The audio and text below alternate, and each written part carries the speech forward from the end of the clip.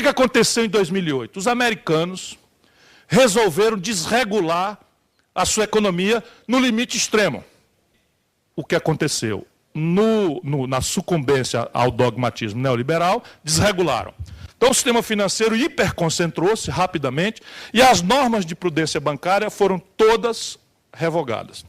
E aí deu-se o seguinte, lá não é um capitalismo nepotista como aqui, lá são grandes corporações e o dono, assim chamado, tem 3% das ações e nomeia o presidente.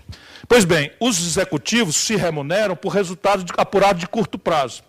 E aí os bancos, como hoje está acontecendo ainda mais, estavam absolutamente abarrotados de dinheiro. E dinheiro em banco é como remédio em farmácia ou pão em padaria. Tem que vender. Então, o que é que fizeram os bancos? O ambiente não suporta tanta liquidez financeira. Para aí, pelo amor de Deus.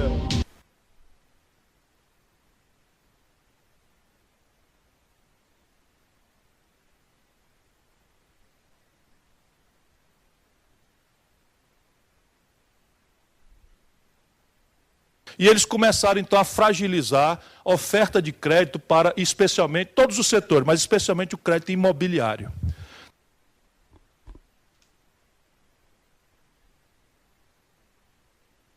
Então, pegava ali o Netinho e dizia, Netinho, eu tenho aqui um apartamento na Quinta Avenida, em Nova York, uma pichincha, valia $1 milhão 2 anos atrás, está valendo $3 milhões hoje, e você leva o apartamento agora por $2 milhões e 700 mil. Aí o Netinho, mas eu não tenho dinheiro para isso.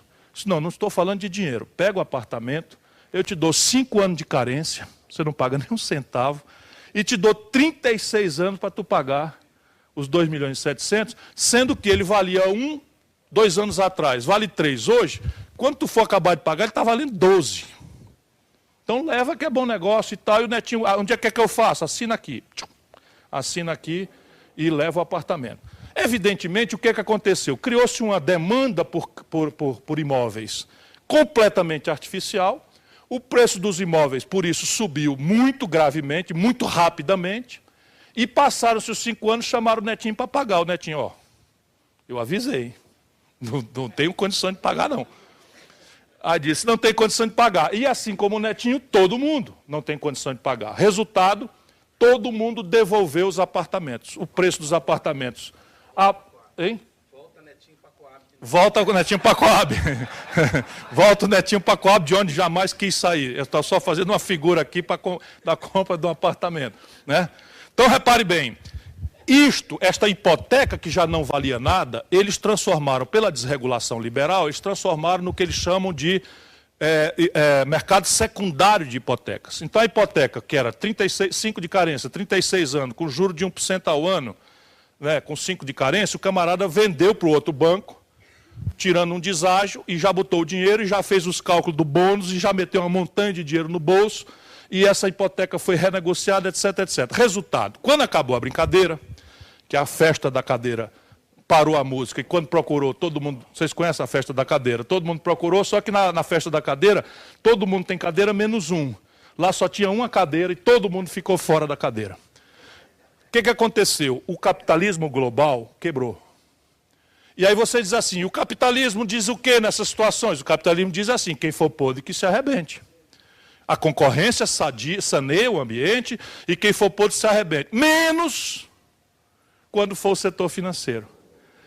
E aí com a nosso apoio. Por quê? Porque o setor financeiro hospeda o conjunto da poupança da sociedade. Ele é a sede mega especulativa. Sim, é a sede da mega especulação, mas ele também é o lugar onde a viúva guarda o dinheirinho dela, o pequeno empresário bota o seu pequeno capital de giro, o trabalhador bota o seu fundo de pensão, e etc, etc, etc. De maneira que se o sistema financeiro micar, quem for podre que se arrebente, como diz a norma, para os outros, né?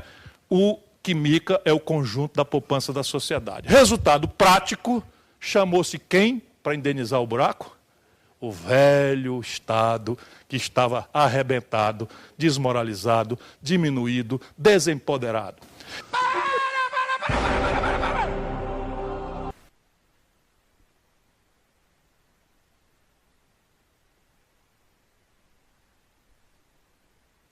Isto foi uma conta superior em 4 vezes à quantidade de riquezas que foram esterilizadas na Grande Depressão de 29, que era reconhecida como a maior crise do capitalismo global. Portanto, esta é a maior crise do capitalismo global.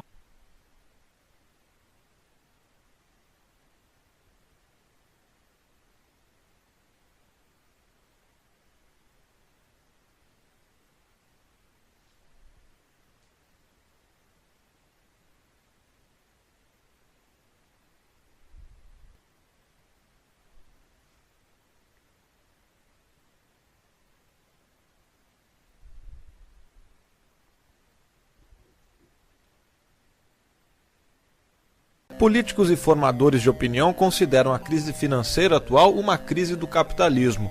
Segundo eles, os eventos recentes teriam provado que o livre mercado é intrinsecamente inviável. Por isso, o governo precisaria assumir um papel mais ativo na economia. Mas a verdade é que o setor bancário já é um dos mais regulamentados da economia mundial. Em Washington, o epicentro da crise, 12 mil funcionários públicos trabalham na regulamentação do mercado financeiro. A tomada de riscos irresponsáveis certamente contribui para a crise atual, mas essa irresponsabilidade foi subsidiada e estimulada por políticos e burocratas. Não se pode simplesmente jogar a culpa na ganância. Sempre existiu ganância. A questão é porque, dessa vez, a ganância se transformou em uma crise sistêmica, e a resposta está nos incentivos criados pelo governo, que distorceram o funcionamento do mercado. Em primeiro lugar, os bancos centrais criaram um excesso de crédito. Depois do estouro da bolha da informática, o Banco Central Americano, o Fed, começou a baixar as taxas de juros para aumentar a quantidade de crédito e, assim, estimular a economia. Entre 2003 e 2005, a principal taxa de juros ficou abaixo de 2%, chegando a 1% entre 2003 e 2004. Levando em conta a inflação, isso significa que os juros estiveram negativos na maior parte desse tempo. Quando as taxas de juros caem, fica mais barato pedir dinheiro emprestado e, portanto, criam-se incentivos para consumir e investir. À primeira vista, isto parece bom, mas como foi previsto por economistas como Friedrich Hayek, Mises e Anna Schwartz, uma política de dinheiro fácil tem um custo muito alto. Ela gera incentivos para as pessoas assumirem dívidas maiores, desconectando o crédito da poupança. Com o crédito artificialmente baixo, mais e mais pessoas passaram a adquirir casas próprias, e com o aumento da demanda, aumentaram também os preços, criando uma bolha artificial. Quando o governo americano aumentou novamente as taxas de juros em 2004, os proprietários que haviam feito empréstimos indexados viram suas prestações subir e se tornar impagáveis. Com juros mais altos, a demanda começou a diminuir e quem havia comprado por especulação não conseguia mais vender seus imóveis pelo preço esperado. A direção do mercado se inverteu e a bolha começou a ficar insustentável. Além disso, o Fed tinha garantido que, caso surgisse uma nova bolha, ele injetaria liquidez na economia para contrabalanceá-la.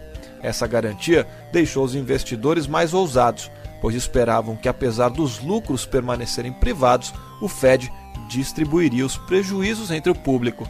Isso já seria ruim o suficiente, mas a política social e imobiliária do governo americano também ajudou a criar as condições para uma crise generalizada. Em 1938, o governo americano criou o Fannie Mae com o intuito de expandir o mercado de financiamento imobiliário. A agência foi semi-privatizada em 1968. Em 1970, o governo criou o Freddie Mac, uma agência irmã. Fannie e Freddie tinham algum grau de autonomia administrativa, mas ainda respondiam às diretrizes federais e tinham o pagador de impostos como garantia para cobrir seus prejuízos. Outro instrumento de intervenção estatal do mercado imobiliário foi o Community Reinvestment Act, Lei de Reinvestimento Comunitário, aprovado na presidência de Jimmy Carter e expandido na de Bill Clinton. Com o pretexto de eliminar a discriminação, o CRA criava dificuldades para as instituições de crédito rejeitarem clientes que lhe parecessem arriscados. O resultado foi que uma quantidade anormalmente alta de empréstimos foi feita para pessoas que não tinham condições de arcar com seus custos. A partir de 1992, o Congresso pressionou as agências a fazer empréstimos para compradores de média e baixa renda. Em 1996, o Departamento de Habitação exigiu que 42% de todo o financiamento imobiliário de Fannie Mae e de Freddie Mac fosse para pessoas com menos de 60% da renda média em sua área. Esse número foi elevado para 50% em 2000 e 52% em 2005. Ao mesmo tempo, o governo interveio para que os pagamentos de entrada caíssem de 20% para 3%, e já se cogitava diminuí-los para 0%. Não havia livre mercado no setor financeiro. O governo forçava os bancos a fazer empréstimos que os próprios bancos julgavam imprudentes. As pessoas começaram a assumir dívidas que não poderiam pagar. Assim, as instituições financeiras juntavam várias hipotecas em um único título e o revendiam como securities, pacotes repassados para Fannie Mae e Freddie Mac. Porém, na medida em que os devedores pararam de pagar seus empréstimos e o preço das casas começou a cair, essas securities começaram a perder valor. Como várias hipotecas eram vendidas em conjunto para instituições de todo o mundo, ficava difícil para o investidor analisar o quanto elas realmente valiam. Como as regras de contabilidade forçavam os bancos a registrar essas securities em seu valor de mercado corrente, uma queda em seu valor prejudicava os livros contábeis desses bancos, os quais então passavam a ter mais dificuldade em conseguir empréstimos para financiar suas operações. Desse modo, a inadimplência dos indivíduos que compraram casas que não podiam pagar se espalhava pela cadeia de crédito, arrastando também as grandes instituições que dependiam desse capital para continuar a operar. Essa não é uma crise do livre mercado. Inúmeras medidas do governo distorceram o mercado até nos levar a essa situação.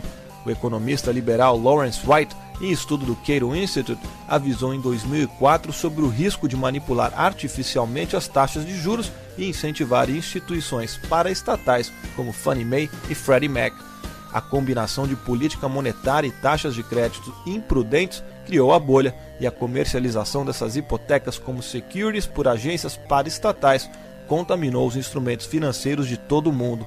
O que estamos observando é uma crise da intervenção governamental, e novas intervenções, como o pacote de 700 bilhões dos Estados Unidos ou a medida provisória do governo brasileiro que permite a estatização de bancos privados, irão apenas aumentar os problemas atuais e trazer novos problemas no futuro.